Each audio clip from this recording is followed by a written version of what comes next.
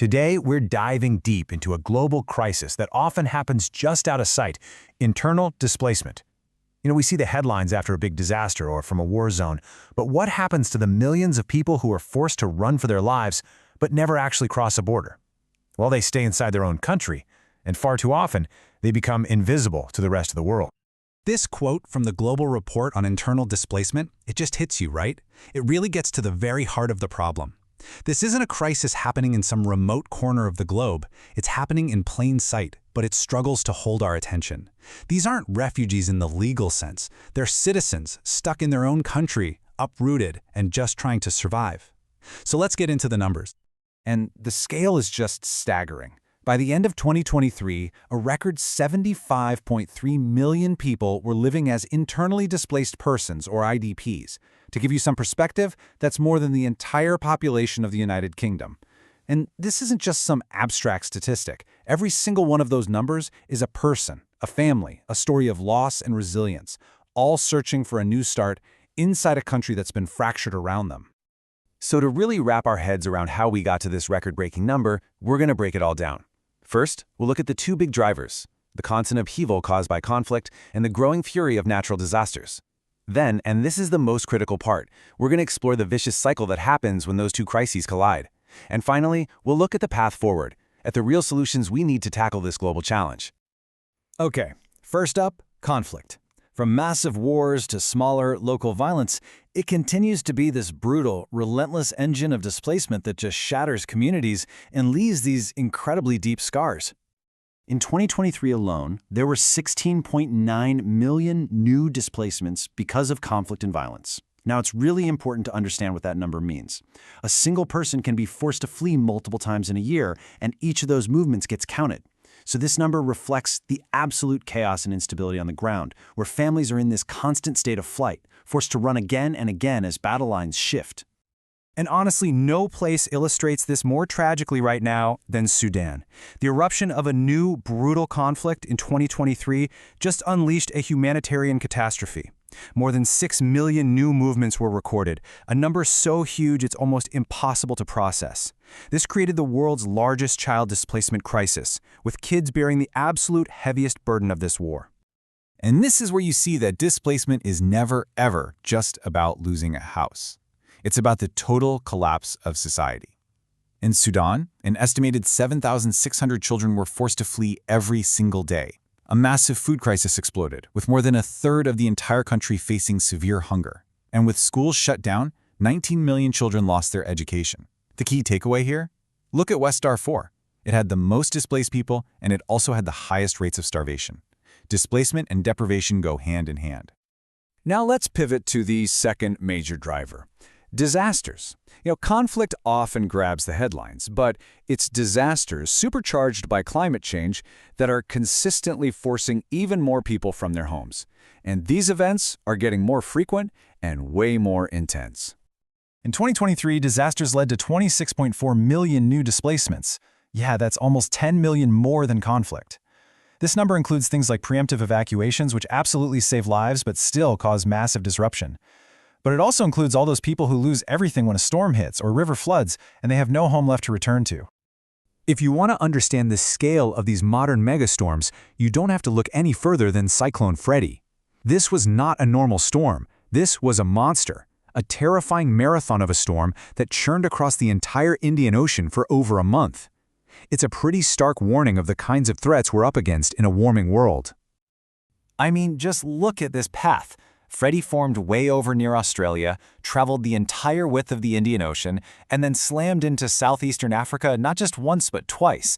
This relentless looping path meant communities in its way got zero relief. They were just battered by wind and rain for weeks on end. And this is what that looks like on the ground. This picture's from Mulhoza, Malawi, showing the human cost of all those meteorological stats.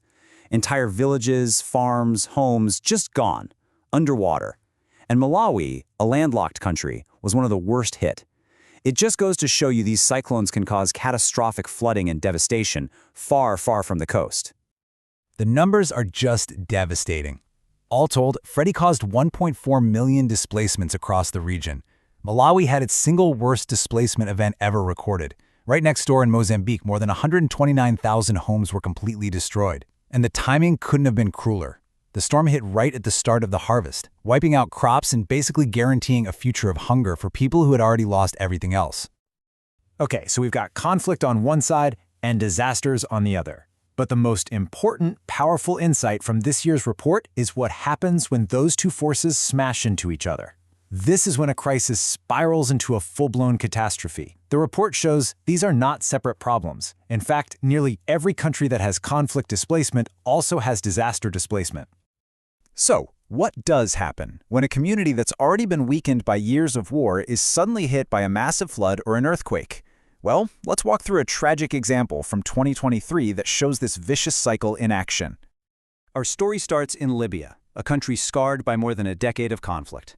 And like in a lot of conflict zones, long-term stuff like maintaining critical infrastructure, it just gets ignored. There's no stable government, no money, no ability to manage it. Specifically, this neglect affected two really old dams sitting in the hills right above the city of Derna. Everybody knew they needed repairs, but they were just left there, vulnerable, a ticking time bomb in a country consumed by war. And then the disaster arrived. Storm Daniel, this rare but incredibly powerful Mediterranean hurricane-like storm, slammed into the Libyan coast. It just dumped an unbelievable amount of rain in a really short period of time. And here's where the two crises collided with unimaginable force. Those old, badly maintained dams just couldn't handle the pressure. They collapsed, sending a tidal wave of water straight through the heart of Derna, washing entire neighborhoods out to sea.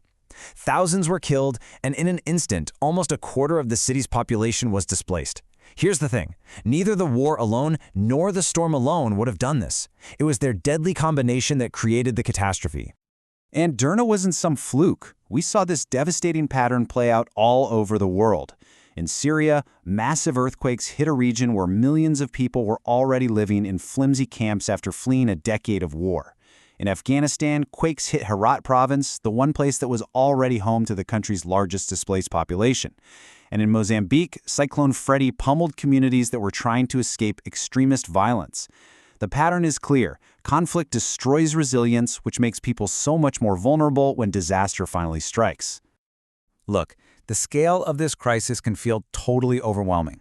I get it, but we can't be paralyzed. The report lays out a clear path forward, and it's all about shifting from just counting people to actually finding lasting solutions for them. It's about moving from reacting to preventing. So what does that actually look like? Well, first, we need better data to know who's displaced and what they really need. Second, we have to double down on the root causes. That means serious investment in peace building to stop these conflicts from starting in the first place. Third, we have to invest in disaster risk reduction and climate action before the storms hit. And finally, for those who are already displaced, we need to actively help them find a real solution, whether it's safely returning home, integrating where they are, or resettling somewhere else in their country. This image from Herat, Afghanistan, really captures the challenge. These mud brick homes stood for generations, but they were made vulnerable by conflict, and then the earthquakes came and finished the job. Rebuilding here isn't just about bricks and mortar. It's about rebuilding safety, resilience, and hope in one of the most fragile places on Earth. And that brings us right back to where we started. The number of internally displaced people is at a record high, and with conflict and climate change getting worse, it's only going to grow. The real challenge for all of us is not just to notice them for a brief moment when the cameras are on, but to build systems that offer real, sustained support. So the question this report leaves us with is this. As this crisis grows, how will the world respond to the tens of millions who have become invisible? Thanks for watching.